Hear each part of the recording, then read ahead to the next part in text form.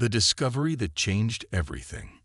In the sprawling expanse of the Milky Way, humanity was just another footnote in the grand cosmic encyclopedia. The Galactic Conclave, a coalition of over 300 advanced species, viewed Earth and its colonies with thinly veiled condescension. Humans were tolerated as a curiosity, primitive beings who had somehow stumbled their way into faster-than-light travel through sheer persistence rather than intelligence. Admiral Elena Rice stood at the viewport of Orbital Station Artemis, watching Earth rotate slowly beneath her. After 20 years of service in the United Earth Defense Force, she had grown accustomed to the dismissive treatment from alien diplomats. The Xelthani ambassador had just left after delivering what amounted to a patronizing lecture about humanity's latest quaint attempts at improving their warp drive technology. "Admiral, we've detected unusual activity in Sector 47, Lieutenant Commander Jackson said, interrupting her thoughts. "Something's disrupting our deep space sensors." Rice turned from the viewport, her expression carefully neutral. "What kind of disruption?" "Unknown, ma'am. But it's coming from the Erebus exclusion zone." For generations, Earth had maintained the fiction that the Erebus exclusion zone was a dangerous area of space containing unstable wormholes and radiation hazards. In reality, it was humanity's most closely guarded secret, the resting place of the first Guardian vessel they had discovered nearly 2 centuries ago.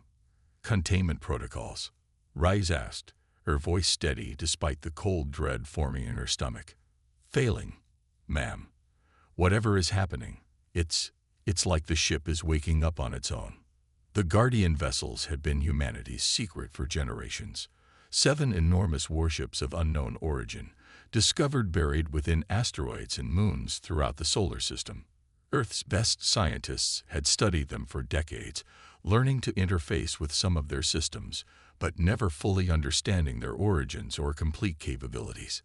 They appeared to be at least 50,000 years old, far older than human civilization, and possibly older than most of the species in the Galactic Conclave. Within hours, the situation escalated beyond Earth's ability to contain it. The Guardian vessel Nemesis had fully activated, breaking free from its moorings inside the hollowed-out asteroid where it had been hidden. Its massive form, 3 kilometers of matte black hull material that seemed to drink in light rather than reflect it, now drifted in open space, visible to any passing ship. It didn't take long for the Conclave to notice. "What is the meaning of this deception?" The voice of High Counselor Tevek, a Xelthani elder with purple-hued scales and 6 eyes, boomed through the emergency communication channel. The holographic projection showed the full Conclave Council chamber, with representatives from dozens of species in various states of alarm. Rice stood before the projection, shoulders back, chin raised. "High Counselor, the United Earth Government is prepared to explain." "Explain," interrupted Counselor Drulk of the Morkandi hegemony, his tendrils quivering with indignation. "You primitive apes have been concealing warships of unimaginable power, ships that bear the markings of the precursors." The chamber fell silent at the mention of the precursors, a semi-mythical species said to have dominated the galaxy before any currently known civilization arose. Most considered them legends, though fragments of their technology occasionally surfaced throughout the galaxy, always triggering conflicts over their possession. "We discovered the first vessel 187 years ago," Rice stated calmly. "We did not build them. We did not fully understand them, and until today we had them contained." "Why hide them?" asked a Thalassan representative, their translucent body pulsing with nervous bioluminescence. "Would you have trusted us with them?" Rice countered. "When your species still refer to humans as primitive, simple, and barely spacefaring. When you restrict our access to technology and resources." Before any could respond, Lieutenant Commander Jackson rushed into view of the projection. "Admiral, we're receiving signals from all 7 Guardian vessels. They're activating simultaneously. Across the solar system, enormous ships were emerging from their hiding places. From within Mars' largest moon, from a concealed base in Jupiter's atmosphere. From the outer reaches of the Kuiper Belt, 7 vessels, each slightly different, but all bearing the same ancient markings and all radiating the same impossible energy signatures that defied known physics. The council erupted into chaos. "This is an act of war," shouted one representative. "The humans must be controlling them," accused another. Tivek raised all 4 of his arms, demanding silence. "Admiral Reyes, I suggest you explain quickly before the Conclave is forced to take defensive measures." Reyes looked to Jackson, who shook his head slightly. "High Counselor, we are not controlling these ships. As I said, we've studied them, learned to interface with some of their systems, but their activation now is unexpected." "You expect us to believe that?" Drelk sneered. "Whether you believe it or not doesn't change the facts," Reyes replied. "And the fact is, something has triggered these vessels. Something we didn't do." As if in response to her words, all communication systems throughout the solar system flickered. Holographic displays distorted, then reformed into a new image, a 3-dimensional star map of the galaxy with a pulsing red indicator approaching from intergalactic space. A synthetic voice, neither male nor female, spoke simultaneously through every device capable of producing sound. "Primary protocolo, HumanityTriumphs, defensive gore activation, siki quiency commencing, threat detted, extragalactic entity desassignation void eater approaching, estimate arrival, 43 standard CYCLEs. The star map zoomed in on the red indicator, revealing what appeared to be a massive swarm moving through the void between galaxies, a darkness that consumed stars as it passed. In the council chamber, the archivisor, a member of an ancient species dedicated to preserving all knowledge, rose slowly from his seat, his age-spotted skin pale with shock. "It cannot be," he whispered, but the chamber's acoustics carried his words to all. "The Void Eaters were purged from this galaxy by the precursor defense grid over 60,000 years ago. If they have returned, what are these Void Eaters?" Reyes demanded. The archivisor looked directly at her through the projection. "The reason the precursors built those ships, the reason they created the defense grid, the reason they eventually vanished, leaving only their weapons behind. Across the solar system, the 7 Guardian vessels began to move with purpose, arranging themselves in a precise formation. From their hulls, previously invisible seams appeared, opening to reveal weapon systems of incomprehensible design. The synthetic voice spoke again. "Human interface, DETCTE. Integration protocols, HumanityTriumphs. Requesting command authorization." All eyes in the council chamber turned to Admiral Reyes. "It seems," Tivek said slowly, his earlier hostility replaced by a new wariness, "that these precursor vessels have chosen humanity as their new operators." "But why humans?" asked the Thalassian representative. The answer came from an unexpected source. Dr. Eliana Chen, Earth's leading archaeologist specializing in precursor artifacts, stepped into view beside Admiral Reyes. "We've been studying these ships for nearly 2 centuries, she explained. "Our researchers discovered that the precursors designed their defense systems to respond to specific neural patterns, patterns that, by cosmic coincidence, happen to be remarkably similar to human brainwaves. We're not special. We're just compatible." The significance of this revelation rippled through the council. Humanity hadn't been hiding these vessels out of malice or plans for conquest. They had been studying them, trying to understand the responsibility that had fallen to them by mere chance. "The Void Eaters are coming," the archivisor said grimly, "and it seems the ancient defense system has awakened to meet them.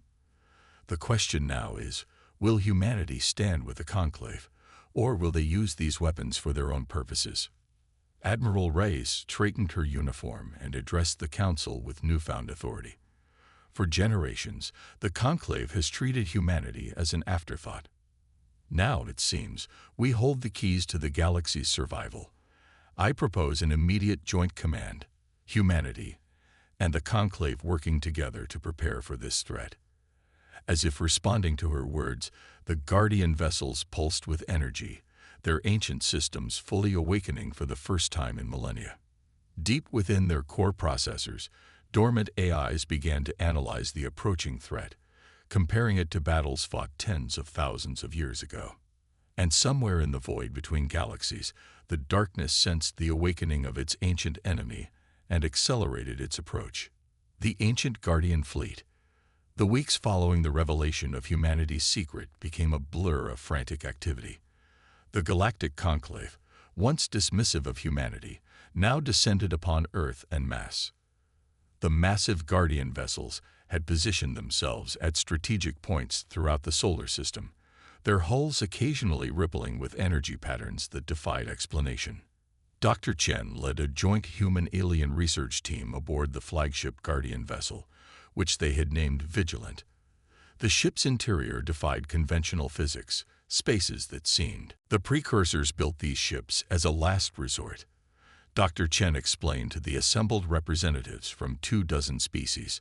They stood in what appeared to be the vessel's command center, a spherical chamber with no visible controls, only floating holographic displays showing various parts of the galaxy. According to the data we've managed to decode, the Void Eaters had already consumed 3 neighboring galaxies before reaching the Milky Way.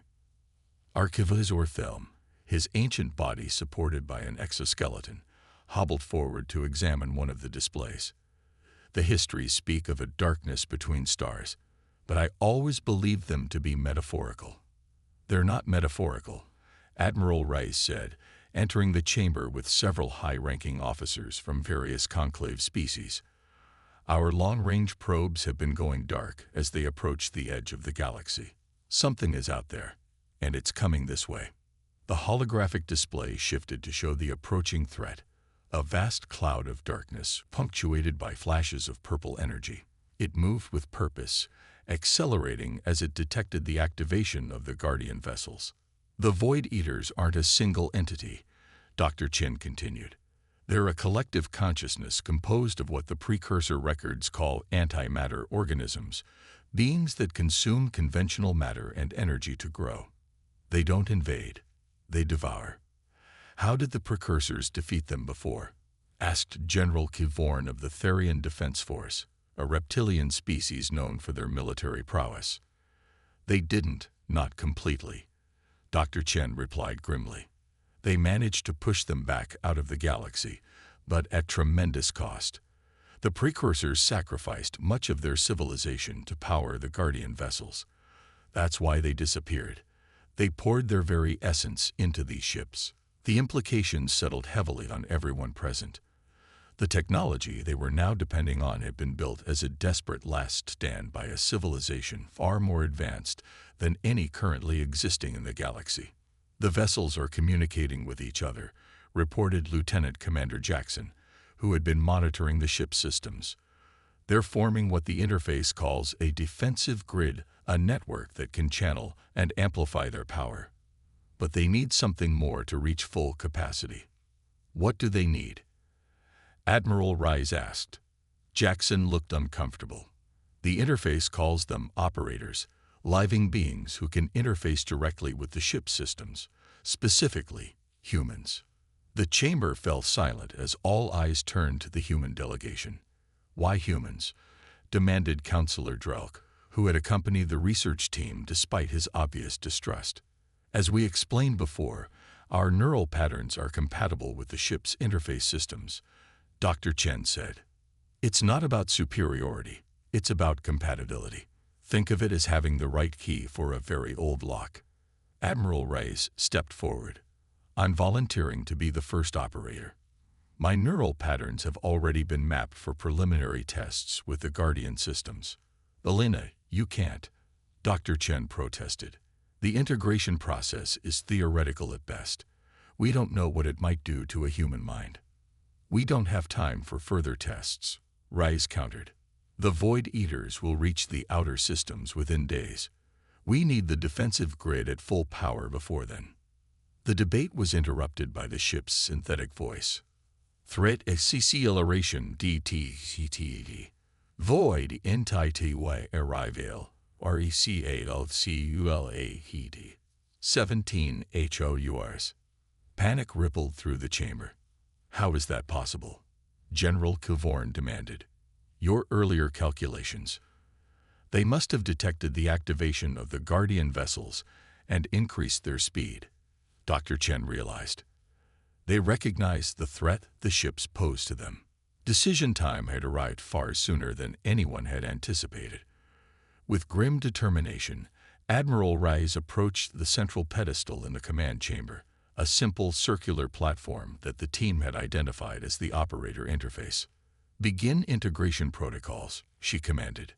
The ship's systems hummed to life as filaments of energy extended from the pedestal, wrapping around Rise like a cocoon of light. Her body tensed, then relaxed as her consciousness expanded beyond her physical form, connecting with the ancient systems of the Guardian vessel. Through her eyes, now glowing with the same energy that pulsed through the ship, the others watched in awe and terror. I can see them, she whispered, her voice overlaid with harmonic tones. The Void Eaters, they're not just consuming. They're searching, hunting. Hunting for what? Dr. Chen asked. For these ships. For the power they contain. Raya's expression shifted, displaying both wonder and horror. I can access the precursor memories stored in this vessel. The Void Eaters were created as weapons by a civilization from another galaxy. Across the solar system, the other 6 Guardian vessels pulsed in synchronization as their systems connected through Raya's. More humans volunteered to serve as operators, linking their consciousness to the ancient warships, forming a network of minds and machines preparing for the coming battle. The first attack came without warning. At the edge of the solar system, automated research stations suddenly went dark. Long-range sensors detected a surge of dark energy before failing completely. They're here, Rise announced, her voice now fully merged with the ship's systems. All Guardian vessels moved to defensive positions. The 7 massive ships accelerated with impossible speed, taking positions around the solar system in a complex 3-dimensional pattern. From their hulls, enormous weapon arrays emerged, technology that defied current understanding of physics. All non-essential personnel, evacuate to Earth or the inner colonies, Rise ordered. Conclave warships, maintain distance behind the Guardian line. Your weapons will be ineffective against the Void Eaters. The darkness emerged from the void like an ink stain spreading across fabric. It consumed light, matter, and energy indiscriminately, growing larger with each passing moment. At its edges, tendril-like projections of antimatter reached toward the Guardian vessels, testing their defenses. Primary weapons charged. Awaiting command. Admiral Rise, her consciousness now fully integrated with the Vigilant, gave the order. Fire. 7 beams of concentrated energy, not light, not plasma, but something more fundamental, lanced from the Guardian vessels toward the approaching darkness.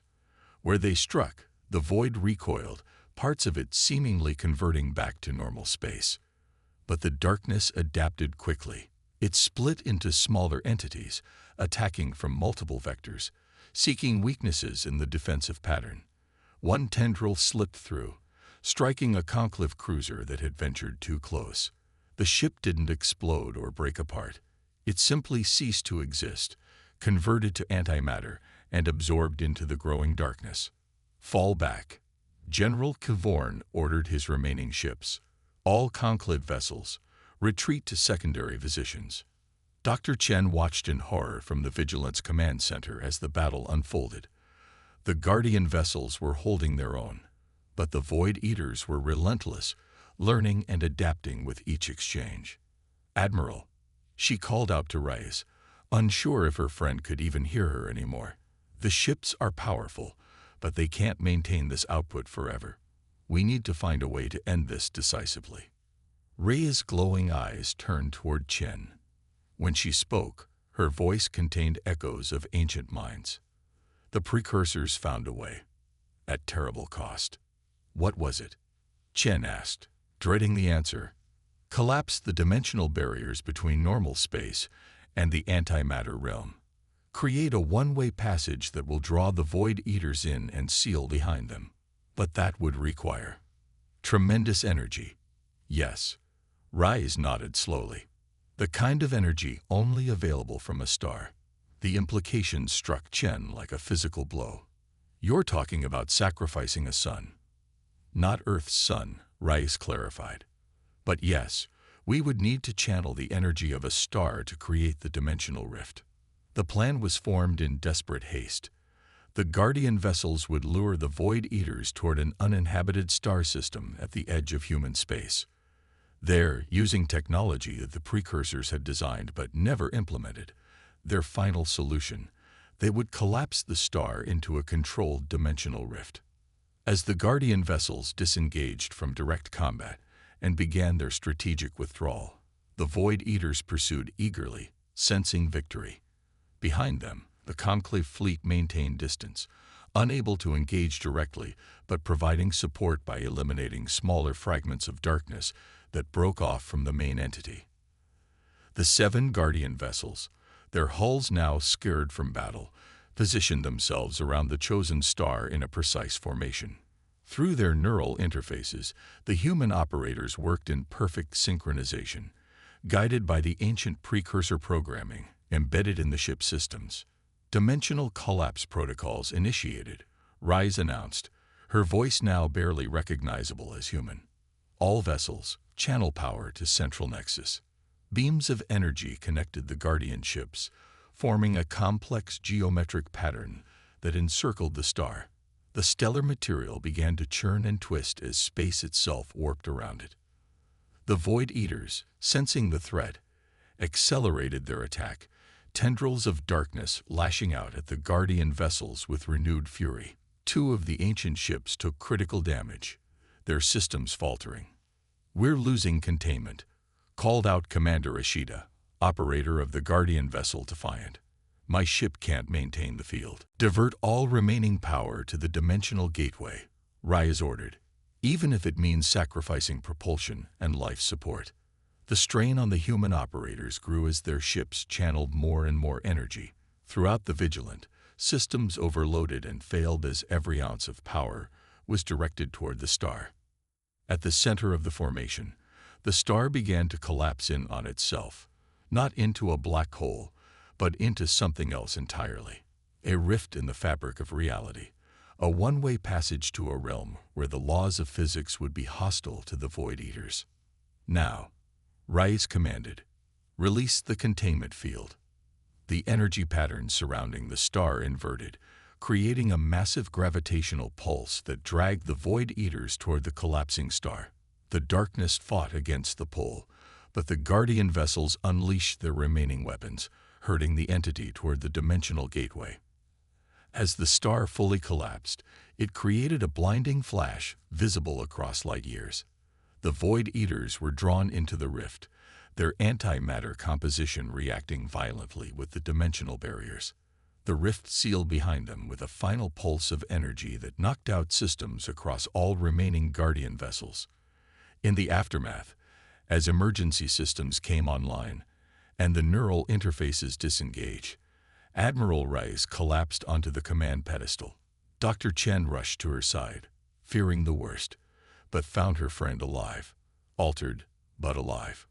Rise opened her eyes, which still held traces of the energy that had flowed through her. "It's done," she whispered. "They're gone, trapped in a dimension where they can't harm anyone." 3 of the Guardian vessels had been destroyed in the final battle. The remaining 4 drifted in space, their ancient systems damaged but repairable. The human operators were all alive, though changed by their experience, carrying fragments of precursor knowledge and consciousness that would take years to fully process. As the Conclave fleet approached the battlefield, a new message appeared on the command center displays. "Primary threat contained. Defensive grid status. Damaged but operational. Secondary protocol activated. Knowledge Trianus FER2 SUCCESSOR species. What does that mean? Asked Counselor Tvek, who had witnessed the battle from a safe distance. Dr. Chen looked to Reyes, who smiled faintly. It means the precursors always intended to pass on their knowledge, not just their weapons, but their understanding of the universe. They were waiting for species ready to receive it, and they chose humanity. Tvek asked, the disbelief evident in his voice. No, Reyes corrected. They didn't choose anyone specifically. The ships were designed to activate when needed and to work with whatever compatible species discovered them. It could have been any race with the right neural patterns. But it was humans, the archivisor noted quietly.